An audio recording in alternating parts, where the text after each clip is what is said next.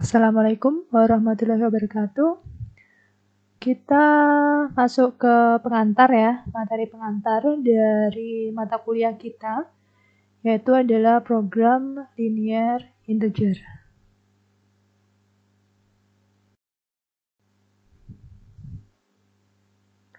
Apa itu integer? Jadi untuk membedakan antara permasalahan integer dan kontinu, jadi lawannya integer itu adalah kontinu ya. Jadi perhatikan satu persamaan linear dengan dua atau lebih variabel, di mana tujuannya adalah untuk menemukan solusi kontinu ataupun integer di persamaan tersebut. Oke.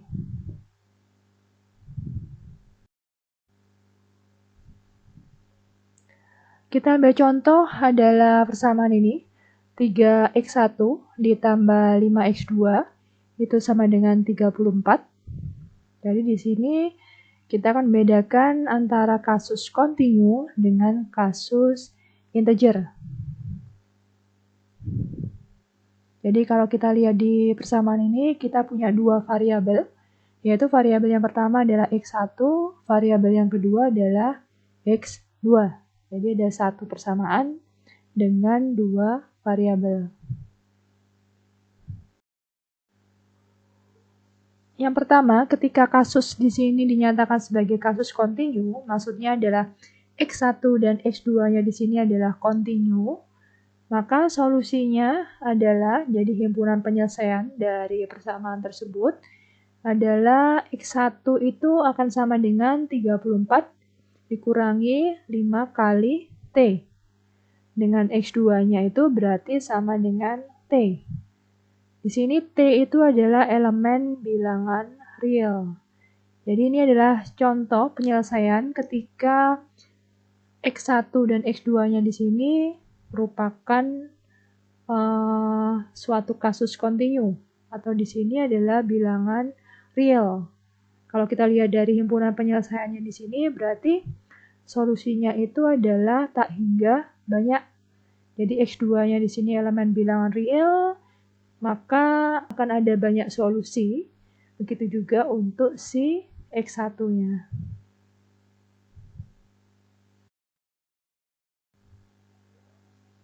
Bagaimana dengan kasus integer?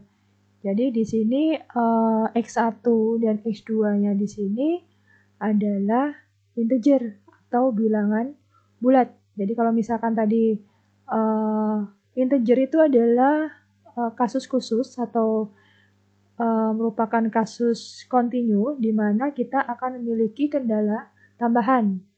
Jadi di sini kendala tambahannya yaitu non-negativitas. Kemudian x1 dan x2-nya di sini adalah elemen bilangan asli. Jadi ini. Maka solusinya di sini kita akan punya untuk x1 dan x2 itu adalah elemen bilangan integer atau bilangan bulat. Maka x1 di sini sama dengan 8, x2 di sini sama dengan 2. Atau x1 sama dengan 3, kemudian x2 itu sama dengan 5. Jadi tadi dengan menggunakan satu persamaan itu, ketika di situ x1 dan x2-nya itu adalah kasus kontinu atau bilangan real, maka solusinya adalah tak hingga banyak. Tetapi ketika kita tambahkan kendala tambahan, yaitu non-negativitas, kemudian di sini adalah x1, x2, atau di sini adalah elemen bilangan asli. Maka solusinya adalah x1 sama dengan 8, x2 sama dengan 2, atau x1 sama dengan 3, dan x2-nya sama dengan 5.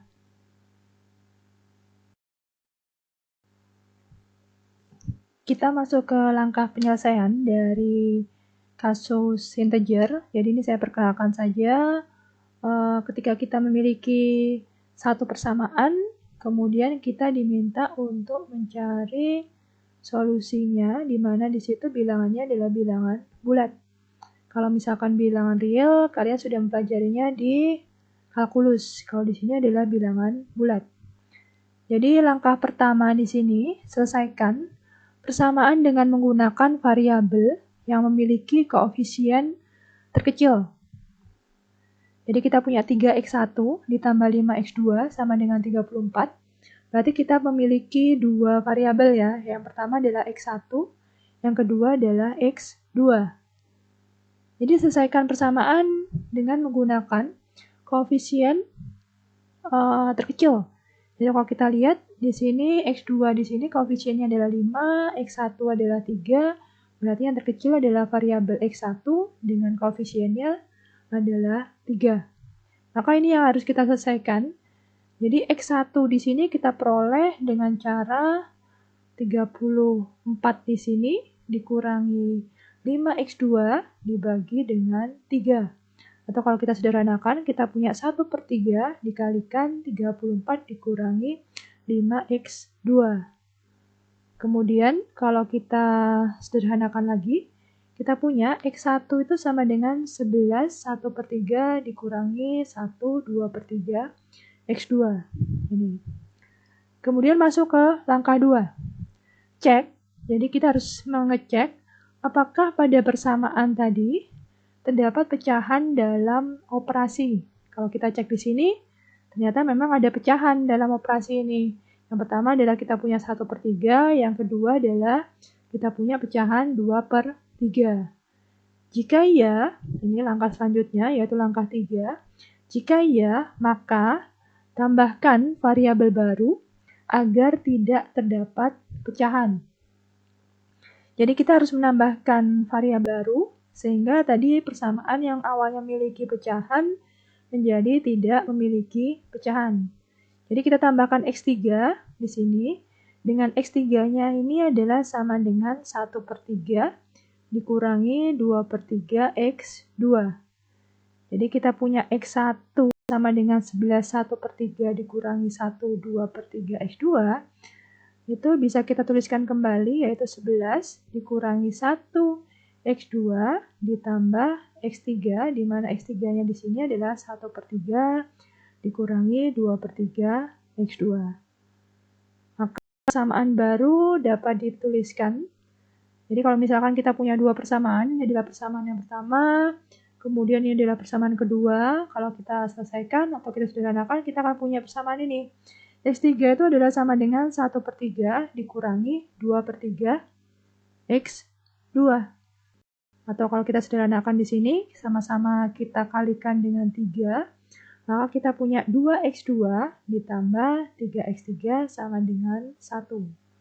Jadi kita punya persamaan baru di sini, sudah tidak mengandung x1, tetapi di sini menjadi x2 dan x3. Oke, selanjutnya.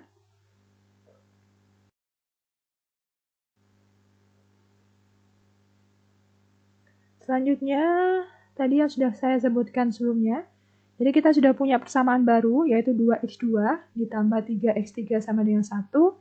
Tetap ya, kita di sini punya dua variabel, satu persamaan. Jadi kembali lagi, jadi ini prosesnya iteratif.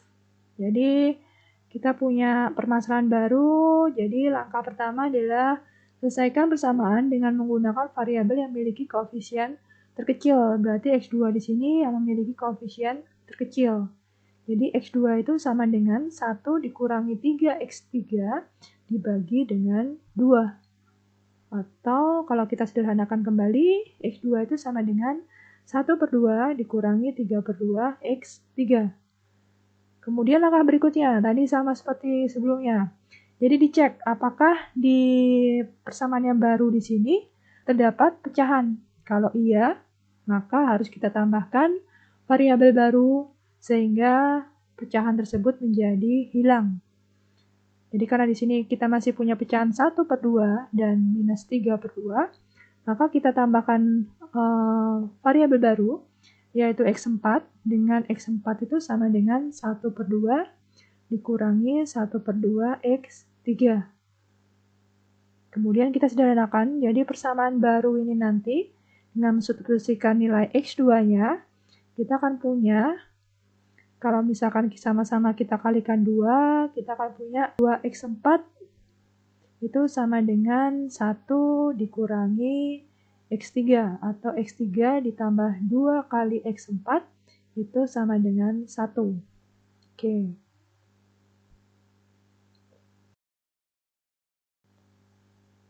Berikutnya, jadi kalau misalkan tadi terakhir kita punya persamaan baru yaitu X3 ditambah 2X4 sama dengan 1. Ini, maka kita kembali lagi ke langkah 1. Kita lihat koefisien dari masing-masing variabel yang paling kecil yang mana. Kalau kita lihat di sini, berarti yang paling kecil adalah X3. Berarti kita nyatakan X3 itu sama dengan 1 dikurangi 2X4. Kemudian kita cek kembali, apakah dari persamaan yang baru di sini ada pecahannya. Ternyata di sini tidak ada pecahannya. Kalau tidak ada, berarti prosesnya adalah berhenti. Jadi bedakan dengan yang tadi, kalau misalkan kita temukan masih ada pecahan, berarti kita harus menambahkan variabel baru. Tapi ketika di sini kita sudah tidak menemukan pecahan lagi, maka proses iterasi kita berhenti. Oke, jadi kita punya di sini X3 itu sama dengan 1 dikurangi 2X4. Oke, terakhir, metode perulangan mundur sederhana yaitu simple backward recursion di sini mengakibatkan variabel X1 dan X2 itu merupakan fungsi atas X4 di sini. Jadi kita gunakan metode simple backward recursion, kita bawa variabel X1 dan X2 kita dengan mengandung variabel X4. Oke, jadi kita mulai dari X2 dulu. X2 kita peroleh dari iterasi kedua, bisa dicek, itu adalah minus X3 ditambah X4. Kemudian kita substitusikan nilai X3 kita, maka kita punya minus 1 dikurangi 2X4 ditambah X4, itu sama dengan minus 1 ditambah 3X4. Jadi di sini dinyatakan fungsi atas X4 tadi di sini. Kemudian X1, ini adalah kita peroleh ketika iterasi yang pertama. 11 dikurangi 1X2 ditambah X3, maka kita punya 11 dikurangi 1 kali kita substitusikan nilai X2 yang kita peroleh, kemudian ditambah X3-nya juga seperti itu, 1 dikurangi 2X4.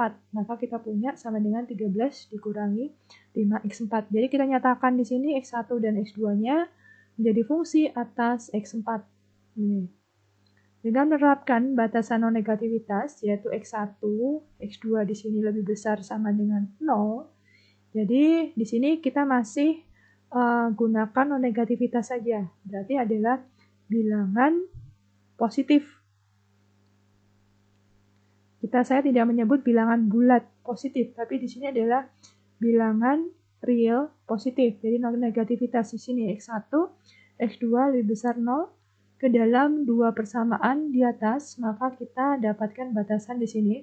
Jadi kita masukkan negativitas yang pertama, X1 di sini lebih besar sama dengan 0. Jadi kita punya 13 dikurangi 5X4 lebih besar sama dengan 0. Jadi kalau kita sederhanakan, X4 di sini kurang dari sama dengan 2/3/5. Kemudian untuk X2 lebih besar sama dengan 0, kita terapkan untuk tadi fungsi atas X4 yang pertama, yaitu minus 1 ditambah 3X4 lebih besar sama dengan 0, maka kita akan punya X4 di sini lebih besar sama dengan 1/3. Ini kita terapkan adalah non-negativitas saja. Kemudian kita kencangkan. Nanti ini ketika kita belajar PLI, kita akan dapat kalimat sering kita akan dengarkan kalimat ini ya. Jadi dikencangkan, dilonggarkan. Jadi kalau misalkan dikencangkan itu berarti batasan kita akan kita persempit lagi. Tapi kalau kita longgarkan, berarti akan diperlebar. Batasan kita agak lebih tidak begitu strict atau di situ lebih longgar ya, maksud saya lebih luas lagi. Kalau kita kencangkan, berarti di sini akan lebih sempit lagi. Jadi kalau tadi kita hanya bicara negativitas, sekarang kita kencangkan bahwa X4 di sini kurang dari sama dengan 2. Karena kalau kita sudah bicara di sini adalah bilangan bulat. Maka si 3/5 di sini bisa kita hilangkan, jadi X4 di sini kurang dari sama dengan 2, dan X4 di sini lebih besar sama dengan 1 di sini untuk si batasan yang kedua. Jadi di sini pembulatannya ke atas ya. Kalau di sini berarti pembulatannya ke bawah. Sehingga dengan adanya pengencangan di sini, jadi kita punya X4 kurang dari sama dengan 2, dan X4 lebih besar sama dengan 1, maka akan berakibat bahwa X4 di sini pasti sama dengan 1. Dan X4 di sini juga sama dengan 2. Jadi X4 bisa sama dengan 1, atau X4 di sini sama dengan 2. Sehingga kita akan punya dua solusi kalau kita substitusikan lagi ke fungsi tadi. Maka kita akan punya X1 itu adalah 8, kemudian X2-nya adalah 2, satunya adalah X1-nya sama dengan 3, dan X2-nya sama dengan 5. Jadi ini adalah satu metode atau teknik ketika kita menyelesaikan suatu persamaan ya. Ini ada satu persamaan saja. Ini dimana kita diminta untuk mencari solusi bilangan bulatnya. Nanti bagaimana dengan model program linear? Jadi kalau model, kita bicara model, masih ingat di linear programming, namanya model program linear, berarti kita akan punya fungsi tujuan, punya batasan, punya variabel keputusan. Jadi lebih kompleks lagi. Ini adalah contoh sederhana perbedaan dari kontinu dan integer. Kemudian di sini kita hanya bicara adalah satu persamaan. Nanti bagaimana dengan model? Nanti akan ada beberapa teknik yang akan saya jelaskan sehingga kalian bisa menggunakan metode-metode tersebut untuk menyelesaikan model program linear integer. Jadi seperti ini ya. Jadi solusinya ditemukan tidak tunggal, jadi ada dua. Yang pertama adalah X1-nya sama dengan 8, X2-nya sama dengan 2, kemudian X1-nya sama dengan 3, dan X2-nya sama dengan 5.